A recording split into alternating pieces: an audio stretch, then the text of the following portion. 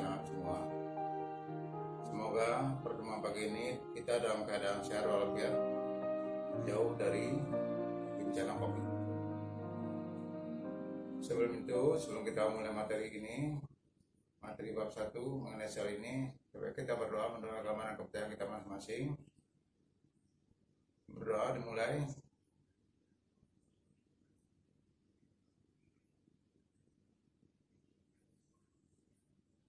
Selesai.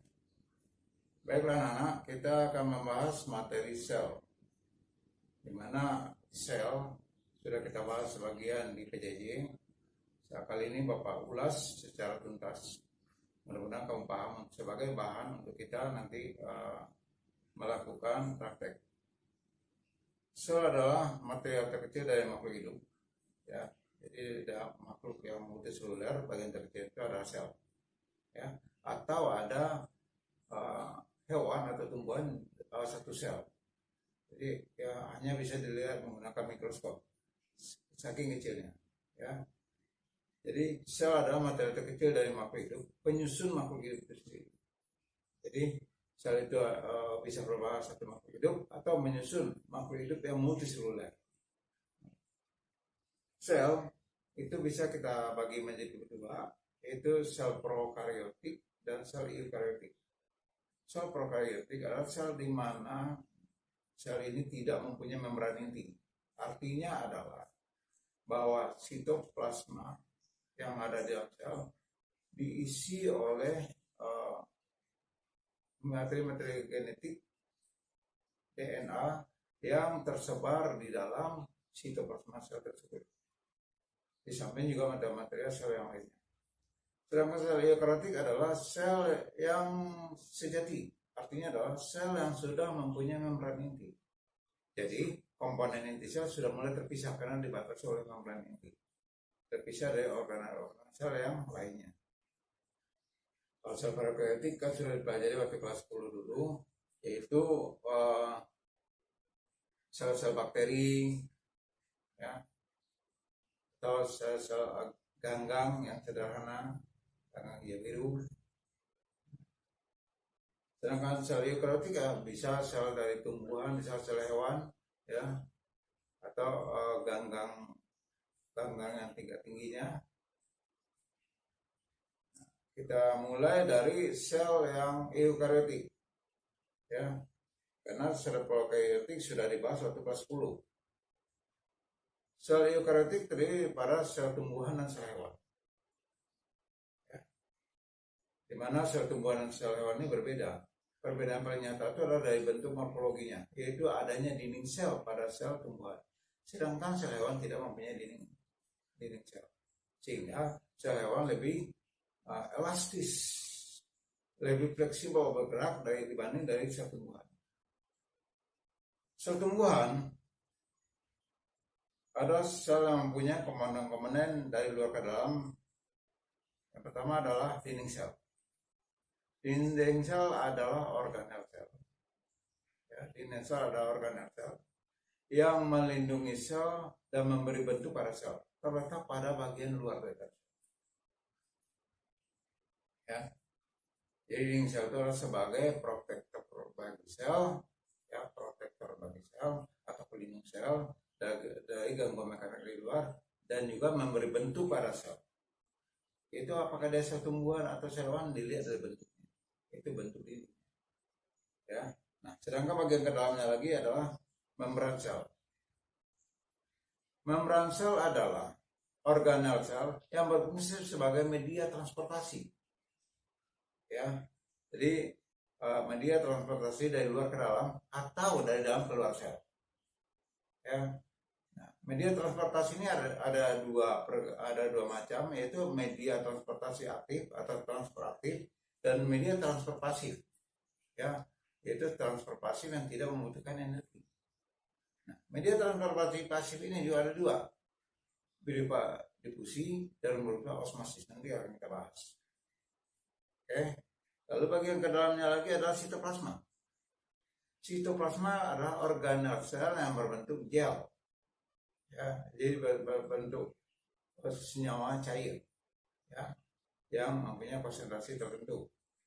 Nah, sitoplasma sel ini adalah media tempat bergeraknya organel-organel sel mengelilingi inti sel searah jarum jam. Ya, jadi sitoplasma ini adalah tempat bergeraknya atau media bergeraknya organel-organel sel di dalam sel untuk mengelilingi sitoplasma. Dan juga fungsi dari sitoplasma ini juga adalah sebagai media transportasi sinyal-sinyal organik dari organel sel ke organel sel yang lain di dalam sel. Jadi bukan di luar sel tapi di dalam. Oke, lanjut. Ribosom. Ribosom adalah organel sel. Ya, ribosom adalah organel sel sebagai tempat pembentukan protein atau sintesa protein. Jadi di dalam ribosom lah protein ini dibentuk. Untuk apa? Untuk nanti diberikan ke organel sel yang lainnya yang membutuhkan protein sebagai pertumbuhannya. Sedangkan ribosom ini ada yang tersebar di dalam sitoplasma, ada juga yang menempel pada endoplasmic reticulum. Jadi ada dua ya. Lanjut, endoplasmic reticulum. Endoplasmic reticulum adalah organel sel yang berperan sebagai transportasi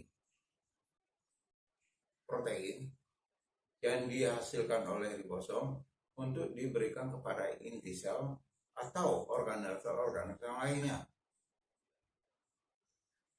Endoplasmic reticulum ini juga ada dua. Ada endoplasmic reticulum yang kasar atau RAS, ada endoplasmic reticulum yang halus atau smooth.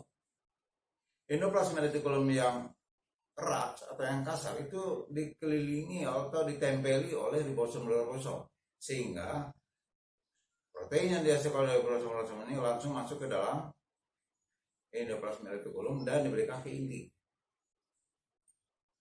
Sedangkan yang smooth itu menerima ribosom dari menerima protein dari ribosom yang ada di sitoplasma yang tersebar tadi untuk diberikan kepada badan Golgi biar disuplai kepada setiap organel sel. Oke. Lanjut. Mitokondria. Mitokondria adalah organel sel yang berperan sebagai tempat pernapasan sel di dalam sel. Ya. Jadi organel selnya dalam sel berperan sebagai media pernapasan. Atau mitokondria adalah organel sel yang berperan sebagai respirasi sel. Nah, kalau kamu perhatikan kita bernapas mulai masuk udara di lubang hidung sampai pada paru-paru sampai diadakan oleh darah, itu adalah respirasi ekstrasel. Tapi kalau dia sudah masuk ke dalam sitoplasma dan menuju mitokondria, itu adalah respirasi intrasel. Yang menyebabkan sel di tubuh kita berkembangnya adalah adanya respirasi intrasel. Ya. Oke, kita lanjut. Kloroplas. Kloroplas pada sel adalah organel sel yang berperan sebagai tempat terjadinya fotosintesis. Ya. Karena sel tumbuhan itu bersifat autotrof, membuat makanan sendiri dari bantuan cahaya matahari sebagai sumber energi. Ya, jadi yang berperan di sini adalah kloroplas yang ada materi klorofil. Nah, cahaya yang masuk ke dalam sel menuju ke klorofil ini akan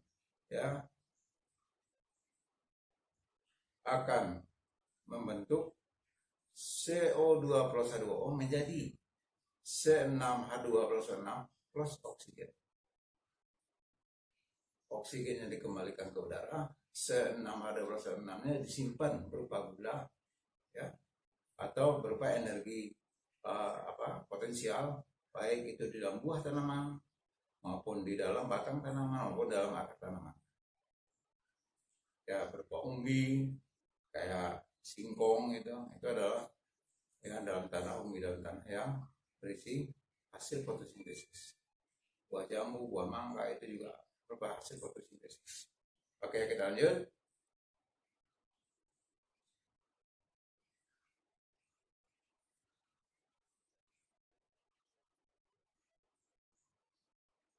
Inti atau nukleus adalah organel sel yang berperan sebagai, ya, adalah organel sel yang berperan sebagai pusat koordinasi pertumbuhan dan perkembangan sel. Kenapa? Karena di dalamnya ada DNA.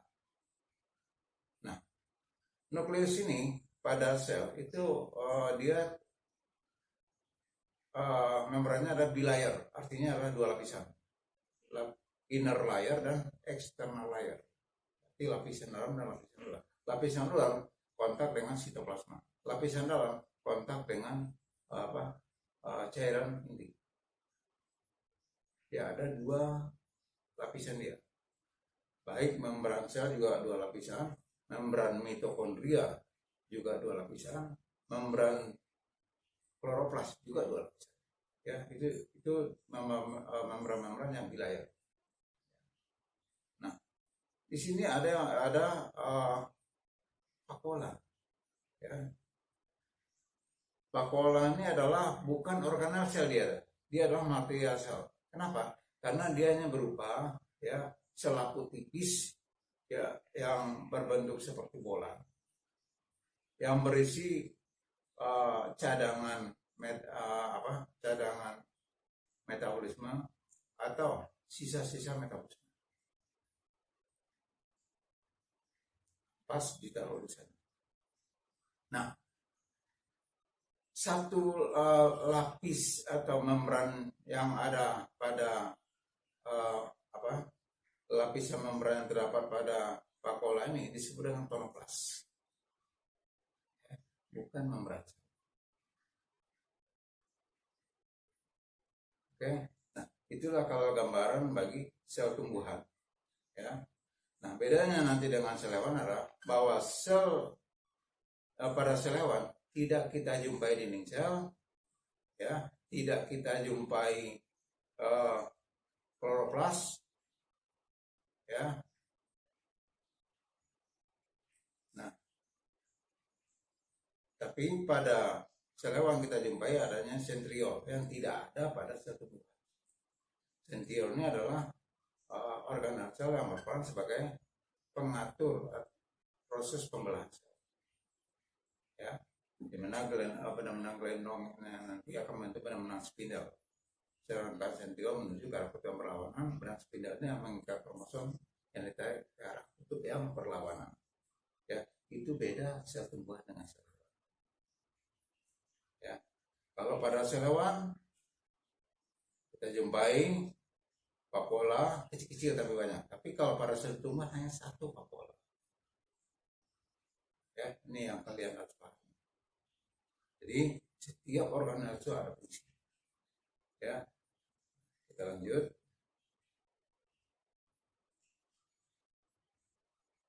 Sel hewan sudah, ya, membran sel sudah tadi. Oke.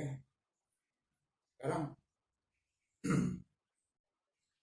pergerakan larutan yang ada pada sel, ya, atau macam-macam transfer yang terdapat pada sel. Yang pertama tadi saya sudah katakan ada transfer pasif. Transfer pasif terbagi dua, yaitu osmosis dan difusi. Transfer pasif ini adalah transfer yang terjadi dari luar ke dalam sel maupun dari dalam keluar sel, ya, tanpa membutuhkan energi. Pergerakan terjadi hanya perbedaan konsentrasi. Kalau konsentrasi di luar sel itu tinggi, maka cairannya dalam sel bergerak keluar. Kalau konsentrasi di dalam sel itu tinggi, maka cairannya ada di luar sel bergerak ke dalam. Ya. Nah, pada pada osmosis, pergerakan larutan, ya, transfer pasif osmosis ini adalah pergerakan larutan dari luar sel maupun ke dalam sel atau sebaliknya, ya, yaitu dari konsentrasi rendah ke konsentrasi tinggi. melalui selaput selektif semi permeabel. Kalau tidak ada selaput selektif semi permeabel, itu bukan osmosis. Ya. Lalu difusi. Difusi adalah pergerakan larutan dari yang bertekanan tinggi ke rendah atau sebaliknya, baik melalui selaput selektif semi permeabel maupun tidak. Jadi kalau difusi itu bebas. Kayak naruh tinta ada air, dia buyar, mana ada selaput di situ. Tapi dia akan merata dalam gelas. Atau kalau kamu menyawangi di pojok ruangan, lalu di bagian pojok yang lainnya terasa wanginya, itu adalah difusi, bukan osmosis. Paham ya? Oke, kita lanjut. Nah, kalau tadi ada dua, ada pasif, ada aktif. Nah, kalau transfer aktif adalah transfer yang membutuhkan energi. Kenapa? Karena dia melawan gradien gravitasi, bergerak dari bawah ke atas, atau dari luar ke dalam, atau dari dalam keluar sel. Ya, tapi dia membutuhkan energi. Nah, pergerakan dari transfer aktif ini ada 3 macam. Ada yang disebut dengan unipor, ada simpor, ada antipor. Unipor adalah pergerakan larutan dari luar ke dalam sel atau dari dalam ke luar sel, hanya satu jenis senyawa organik saja. Ya, glukosa masuk, glukosa keluar, atau air masuk, air keluar. Ya. Lalu kalau simpor, pergerakan larutan dari luar ke dalam atau dari dalam keluar saja, tetapi lebih dari satu macam larutan. Bisa garam mineral juga masuk di sana, bisa glukosa ikut masuk di sana, ya bisa juga asam amino yang ikut masuk. Begitupun juga keluar sel. Jadi lebih dari satu jenis senyawa organik. Kalau antipor, bolak-balik dia. Ya, bolak-balik dia. Jadi bisa masuk larutan itu dan juga bisa keluar larutan yang lain. Ya, jadi itu perbedaan daripada transfer. Ketiga-tiganya membutuhkan energi. Kita lanjut. Jadi kalau kita perhatikan ya, kalau seandainya larutan di luar sel itu tinggi, sedangkan larutan di dalam sel itu rendah, maka dari dalam sel larutan keluar menuju keluar sel, sehingga sel menciut. Nah, peristiwa menciutnya selnya disebut dengan istilah renasi. Tapi kalau sel itu sudah setimbang antara luar dan dalam, sel tekanannya maupun konsentrasinya, maka tidak terjadi pergerakan. Maka bentuk selnya optimal, normal dia. Tapi kalau seandainya larutan dari luar sel lebih rendah daripada dalam sel, maka cairan atau larutan yang di luar sel masuk ke dalam sel. Risikonya sel mengalami turgid, ya, dan bisa menyebabkan ya hemolisis sel itu. Karena kalau balon dia isi air aja terus, udah gede udah maksimal pecah. Ya, apakah sel tumbuhan ataukah sel hewan itu sama? Ya. Nah, jadi kita tadi udah belajar organel, ya, dan juga sudah belajar masalah materi sel, dan juga kita sudah belajar mengenai transportasi yang terjadi dalam sel. Inilah pagi ini yang dapat Bapak sampaikan ke kamu, dan tugas yang Bapak berikan juga sudah kamu kerjakan, tinggal dikumpulkan nanti. Dan bahan ini yang Bapak berikan kepada kamu ini adalah bahan untuk kita menuju KD 41, ya, itu KD praktek. Ya. Semoga kita praktek, habis praktek baru kita ulang. Itu saya dapat Bapak sampaikan pagi ini. Bapak akhiri.